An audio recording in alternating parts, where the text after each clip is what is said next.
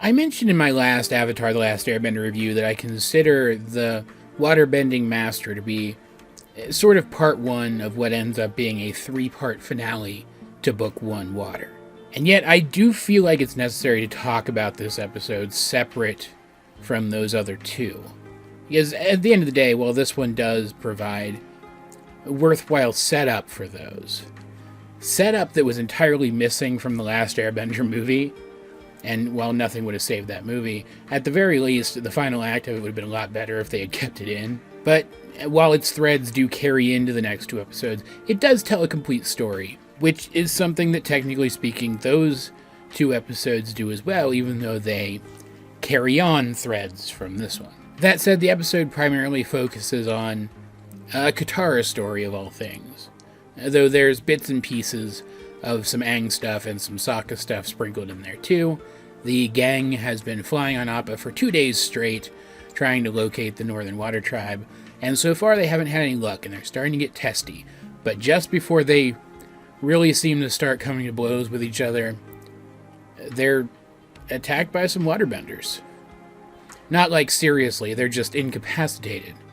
Or I guess Appa is, technically. And these are, of course, waterbenders from the Northern Water Tribe, who have incapacitated them so that they can question them, because here is this strange large beast with mysterious people riding it in the airspace near their highly fortified and secure nation that's constantly on the defensive from a Fire Nation attack.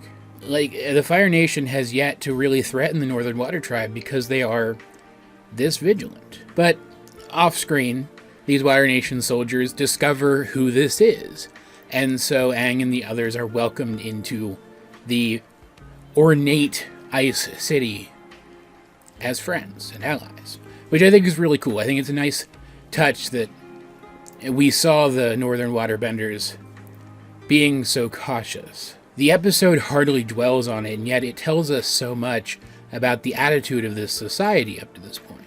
Then, once they're inside, Aang and his friends are treated well by the leaders of this society, even if the Waterbending Master, who is supposed to teach him, is kind of an asshole. Like, I'm not a huge fan of Pakku, he's fine, but as far as old guys who turn out to be wiser than they let on by the end of the show, in this show, tend to go, he's probably my least favorite. But Aang does mention that he and a friend want to learn from Pakku, and he insists that they come the next morning. But when he sees that one of them is Katara, a girl, imagine that, he says, no, I won't teach her, because in the Northern Water Tribe, girls with the power to waterbend can only be healers. And it's unclear how ingrained this actually is in their society. It's unclear whether or not it's really just Pakku, who seems to be like the rulers of the society, like their go-to waterbending trainer. Like, he's above all the other waterbending trainers in the Northern Water Tribe, if that makes sense. Like, that's the implication here. That's the feeling you get from it. So it's unclear how much of this is just him upholding this old-fashioned aspect of their culture, and whether or not things would change if he would just, dial things back. If, like, the rest of the people are already cool with things progressing and he's the only thing stalling it. But the episode definitely makes it seem like that's the case. Because after Katara insists that Aang not refuse to be trained by Pakku as a show of solidarity with her and actually learn from him, since he needs a master. And later they decide, hey, instead, Aang will just show Katara what he's learned, so she gets some benefit from it, and he has somebody to practice with who isn't that dick Pakku. When Pakku discovers them, not technically doing anything that he told them not to do, he still refuses to teach Aang anymore afterwards, knowing how important it is for the Avatar to learn waterbending in the first place. He just doesn't care. It isn't until after Katara calls him out in front of the leadership of their entire tribe, and then even goes so far as to attack him, too, on top of it, that he fights her, sees how creative she is with waterbending, despite not having any formal teaching, and admits that she's a good waterbender. And yet, even then, he still won't teach her until he sees her grandmother's necklace that we learned early in the episode was a betrothal necklace that she was given by someone back when she used to live here in the Northern Water Tribe, seemingly causing her to run south to get away from this person. It's revealed here that that person was Paku, that it was an arranged marriage, and that he loved her, but she didn't love him back, and rather than go against their customs and tell him that, which would have allowed her to at least stay in her home, she had to run away, or at least she felt like she had to run away. And between that and the fact that, like, I'm sure part of the reason he seemed so angry and bitter this whole episode is because he's been angry and bitter for the last 60 years because the love of his life ran away from him. And seeing that this is that person's grandchild has given him hope that he has some hope of reconnecting with some part of that person. The dude lightens up. And suddenly, it's okay to teach women how to waterbend fight. Now. Implying that this guy was literally the only person keeping their society from progressing in this way all these years. And there are some other plot lines here that I want to talk about very briefly, but we're going to come back to this. We're going to come back to the Katara thing in a minute. I'm going to round out this review with that. Because while I don't think it's executed horribly, I do have some problems with it. There's also Sokka's plot here. He is immediately drawn to the princess of the Northern Water Tribe, Yue. And I mentioned that all of the stuff between them in this episode is stuff that was cut from the story for that terrible Last Airbender movie. It was instead given to us in an offhanded bit of narration. It was terrible. It was terribly written, because that whole movie is terribly written. But here, I really genuinely like their relationship. They feel like they have real chemistry between the way they're animated when they look at each other, and Sokka mostly just being a goof in her presence because he is so overwhelmingly drawn to her, and between the way their voice actors handle the two of them communicating with each other, the tones of voice they use. It all just works. There's only a few scenes between them, but they're cute together, and you can see that she likes him back, and that she likes him back for stuff that is quintessentially Sokka, for his goofiness and his wittiness that doesn't always land because he's a goofy guy. But she can see, you could tell, she can see the genuine witty guy underneath that goofy wittiness that's on the exterior. And they genuinely seem to have something. So it's actually heartbreaking by the end when she reveals that just like Kana, just like Gran, she is in an arranged marriage that she doesn't want to be part of. And it sucks. You feel for these characters, and you want to see them be together. And after this episode, where seemingly the traditions of this place have been changed by the presence of these new people, maybe there's hope that they can be, but you don't know, and that's where the episode leaves their plotline. So we're left hanging. It's very well handled. I like it a lot, and it sets up the drama stuff that comes into their relationship in the next couple of episodes really well, and really heightens the impact of that once it hits. And then there's the Prince Zuko stuff. There's a Prince Zuko subplot here too. Admiral Zhao comes onto Zuko's ship with orders for his crew. He's taking Zuko's crew to join him in an attack on the Northern Water Tribe. We see him at the beginning of the episode planning his attack on the Northern Water Tribe, but we don't really see the details of it yet. And he has made the excuse that he needs more men, so he's taking Zuko's crew. But really, he just wants to sabotage Zuko's ability to go north and find the Avatar himself, because he's worked out that that's where Aang would be. He even offers Iroh a position as his general, but Iroh turns it down. But in the process of personally rubbing this in Zuko's face, he sees the blue spirit swords on Zuko's wall, and though Zuko makes an excuse for them being there, he recognizes the weapons. Zhao recognizes the weapons.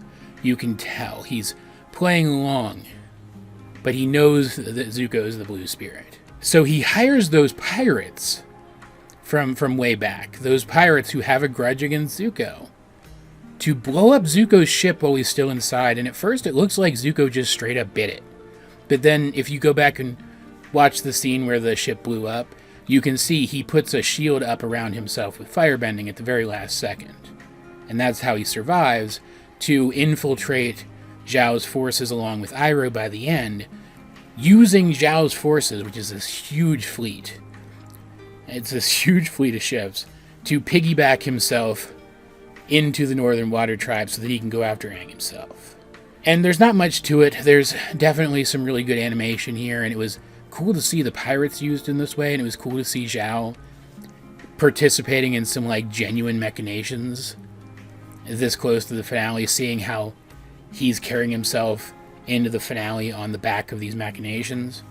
But really it was just set up for what's to come. It was good, but it was really just set up for what's to come. There's not a whole lot thematically to talk about here. Thematically, the backbone of this episode was Katara's fight to be recognized as a proper waterbender in this, let's call it what it is, sexist culture. My problem with this is that, one, even if her grandmother was from this place, Katara is not. It shouldn't be her who's changing their culture. It should be the women who already live there. Ideally, working with her, maybe. Like we see some of the girls from the healing class cheering for her as she's fighting Pakku, but they never actually become involved in their own fight for equal rights. I even tried to look at the end at the crowd of other students there at Pakku's class when Katara shows up to learn with Aang, to see if any of the girls were there, and I couldn't tell, but it didn't look like they were. It looked like they all just went right back to healing class. And it doesn't help anything that we also, again, like I said, don't know if Pakku was literally the only person preventing this society from progressing, which means that the rest of the society isn't nearly as sexist as this one guy is. And we don't know if this was true in the Southern Water Tribe back before everything went to shit down there and Katara just started teaching herself. We don't know enough about the history and the context of this specific sexism to know if it makes sense that Katara was able to change things as quickly and as easily as she did. It also feels kind of pat that Pakku only chose to go back on what he had said after he realized that this is a person that he should care about, when he should care about everybody, not just people who are related to some woman he used to love. So it doesn't come off like he really changed. Yeah, his harshness with Aang at the end, because he's a harsh teacher. That's one of the reasons I don't particularly like him. He was genuinely mean early on, but his harshness by the end feels a little more jokey, a little more tongue-in-cheek. He has grown and evolved as a person. And I can rationalize reasons why he might change fundamentally, having been united with someone connected to this person from his past that he cared about. I already did that earlier in the review. It feels too easy. And I'm left sitting here wondering if it really even was as easy as it felt like it was. Because we don't know that additional context necessary to know whether this was something that was going to happen anyway on its own or not. I'm not dissing the show for doing a feminist women's equality episode calling out sexism and sexist gender roles. I'm glad it did it. I don't know, I feel like this could have been more of an arc. I don't know how they would have done that, though. Dealing with it all in one episode, it just felt too quick. I don't know how to describe it, aside from that. I'm not explaining myself well. I hope you get the vibe of what I'm saying, though. Very much like the previous episode, actually. On paper, I think it's a really good idea. And I think there are some really genuinely good ideas here. The fight between Katara and Pakku, for example, is fantastic. There's even a little segment in there where they actually do some actual real hand-to-hand martial arts stuff. And Pakku shows that he's a master at that too, by just kind of stepping around Katara's moves, and it was really cool. Very well choreographed stuff, very well animated stuff. I just feel like the episode could have been significantly stronger than it was, and seeing some of the other episodes that they've already put out in this show this season, I don't really know that there's any excuse for it not to be. Especially considering, like I mentioned, the Sokka and Yue stuff in this, despite also getting very little time, worked really, really well. I don't know, even just having some of the other girls from the healing class step up with Katara before she, says, no, you're all very small children, let me handle this, right? Because they were small children. Or having the teacher from the healing class, the woman who told Katara what the betrothal necklace was, having her step up with Katara and tell Pakku off. Or both. Or if they had had some of the girls from the healing class, just one or two of them maybe, very obviously there at the end for the lesson. I think even that would have helped considerably. But here it really does feel like Katara was fighting for equality for herself first and everybody else second. And I don't know, maybe she was. Maybe that was her primary concern here in that moment. But it feels off. This is overall pretty nitpicky stuff, though. I definitely feel like they at least got across what they were trying to get across with the episode. So at the end of the day, I do feel like it's a success, especially considering how good it looked. Again, it was a really good-looking episode, especially during the action stuff. I just think it's good where it could have been great, if that makes sense. All that said, though, guys, what did you think of the Avatar: The Last Airbender episode, The Waterbending Master? If you have seen it, I also want to point out I really like that title, because, yeah, it's referencing Pakku. But it's also very clearly referencing Katara, who has so much potential to also be a master waterbender. I like that a lot. That was clever, assuming that was intentional. But anyway, what did you think of it? Let's get a discussion going in the comment section down below. And while you're down there, you might as well like the video, share it with anyone else who you can enjoy my content, subscribe if you haven't. You can also check out links to my various social medias as well as the many ways you can help out the channel. Those will be in the video description, but either way, this has been AJ22, and I will talk to you guys later.